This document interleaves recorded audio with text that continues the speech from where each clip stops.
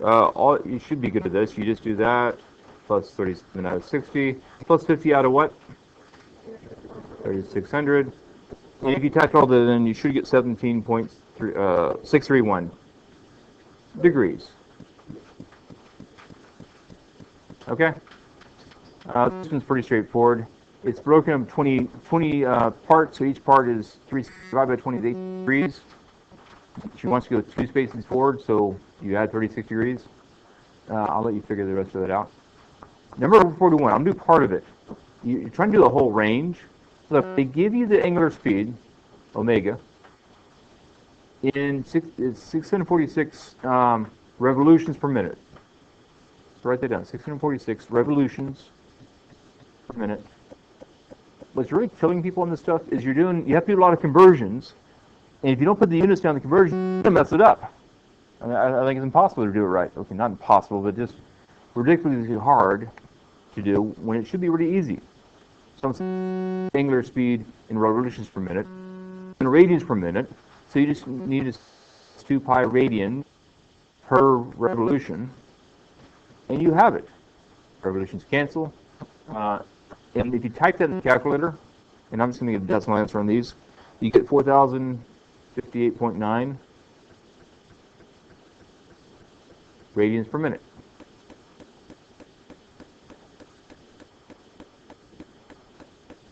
And it wants to know like the range of angular speeds.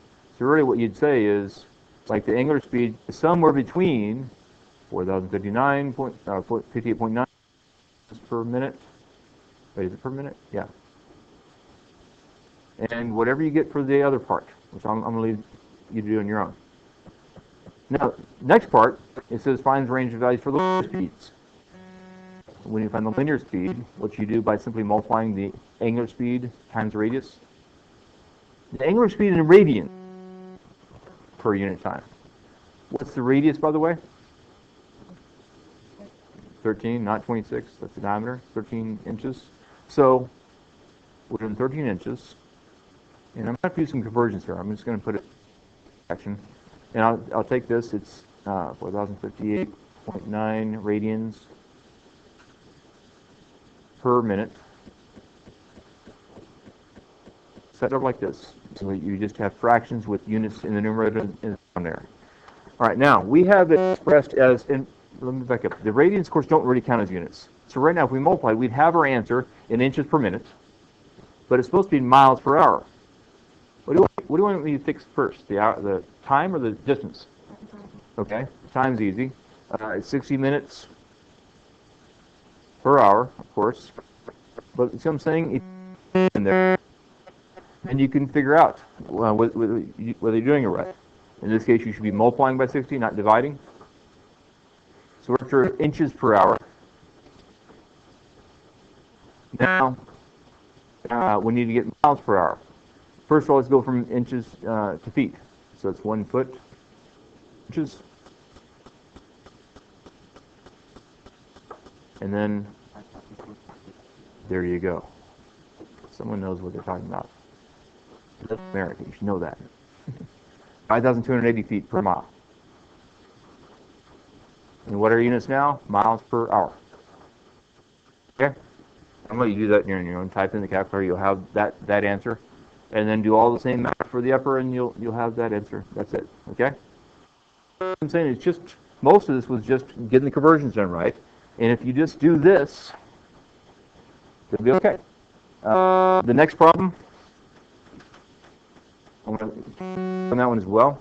Part B of this was really giving me fits, and my son's in calculus over at Sci-Fair was trying to explain it to him so he can kind of help me. And in the act of explaining it to him, I actually showed all my work and put all the units on there, and it just worked out nicely. Whereas I was trying to go fast without writing all my work down, and it just wasn't working for me. I'm saying just putting the units down so you can make sure you're doing it right will make more sense. Make more sense. All right, now here. You want to determine the angular speed in radians per hour for each hand of the clock, okay? So, and frankly, it doesn't matter which clock you're talking about in the world. Solid clock is the answer. Yeah. So right now, I'm going to do hours first. Angular speed of the hour. So tell me this. How many times what's the speed of revolutions per hour of the hour hand? Or in other words, how far does it go around the clock in an hour? 1/12? Another way to say that is, it takes it 12 hours to go around the clock, doesn't it? Here, I want you to write that down two different ways. The angular speed is 1/12 of a revolution per hour, or a better way to do it for our purposes is say it's one revolution per 12 hours. The first one is the unit rate, a 12th of a revolution per 1 hour. But the top one is how you want to set it up so we can do our conversions. Now, it says that needs in radians per hour, though. Well, that's easy. You just multiply by 2 pi radians per revolution. And so that one is now, and I'm not going to punch into the calculator. The exact answer is what, pi over 6 radians per hour? And you can get a decimal. And I'm not doing the limit either. All you do is once you have this, you multiply by the radius of the hour hand to find the linear speed of the hour hand. Let's move on to the minutes. What is that letter called, the Greek letter? Omega. Is lowercase omega. A capital omega looks like this. This is a lowercase omega. It's not a big deal, but... All right, so we're talking about the angular speed of the minute hand. How many times does minute hand go around the circle? Hour. It takes it 60 minutes to go around the clock, right? Which is 1 hour. The minute hand goes around the clock once per hour. So write that down. Its angular speed is 1 revolution per hour, which means it's 2 pi radians per hour, doesn't it? I'll go and show the conversion, but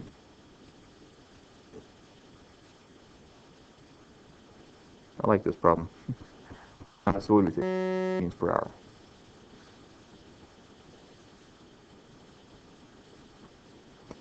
And for the second hand, I ran it. I'll put it up here. For the second hand now. So, how long does it take the second hand to make it around the clock once? 60 seconds or a minute? Yes? Yes? It takes the second hand 60 seconds to go around the clock. A minute. So what is the angular speed of the second hand in revolutions per hour? 60, right? There's 60 minutes per hour, so the second hand goes around 60 times per hour. So 60 revolutions per hour. How many seconds are there in an hour? 3,600. That's true. But so 60 seconds to get around the clock, and then 60 times around the clock per hour. But there's our angular speed in revolutions per hour times 2 pi radians per revolution. So what is that? 120 pi radians per hour. 60 times 2 pi is... I do make mistakes, but not this time. That's all I'm going to do in this problem. You need to finish part A where you find the linear speed of each of those. Okay, that's easy. Just multiply by the radius of each of those, and you get a decimal answer. Part B is what gave me fits. It took me a bit, and I messed up with the units. It's not impossible. Just be careful. I'll move on though. So I'm going to pick another problem you have questions about.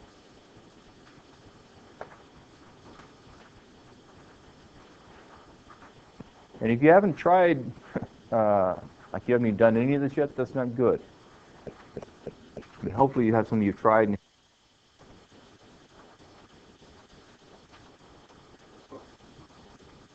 This one's relatively, I'm not going to spend time on that one.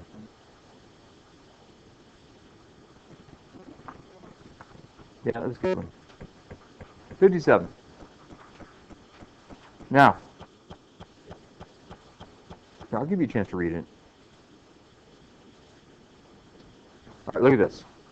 It mentions the radius of the Earth. So I'm going to put a point here. That's my radius of the Earth, So that is a radius of the Earth, and that is the Earth. And the idea is, these angles they give you are the angles that these cities are, these radii are above the equator.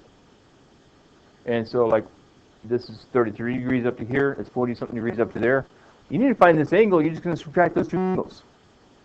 And by the way, you're trying to find this distance between these, not a straight line. If you're talking about this perspective, it is an arc of a circle, right? It's just arc length, that's all this is. So you can do the arc length formula, that'll give you the answer. Of course, your angle has to be in radians for this to work. So I'll let you do this. You're just going to subtract those two. I'll get those as decimal degrees first. Go and subtract them. Once you get that in degrees, convert to radians. After that, just plug in the formula, you'll have your answer. And then one more. By the way, I am recording this, so if you didn't catch all that, you can listen to it again. This one. Listen, one thing that you need to realize in this question is that you have a lot of extraneous information. And so I'll just tell you real quick. All you need to figure out, which one is going to go the fastest, just do these answers. Look at this. You want to find the fastest speed. Write this down. To find the linear speed, you do the radius times the angular speed. The angular speed needs to be in radians per minute, right? So convert this to radians per minute, and then plug in the formula, find that answer. Do that for all three pulleys, and you'll know which one goes the fastest. And then I don't care how far you're going, the one that goes the fastest will get it done first, won't it? So the distances were irrelevant.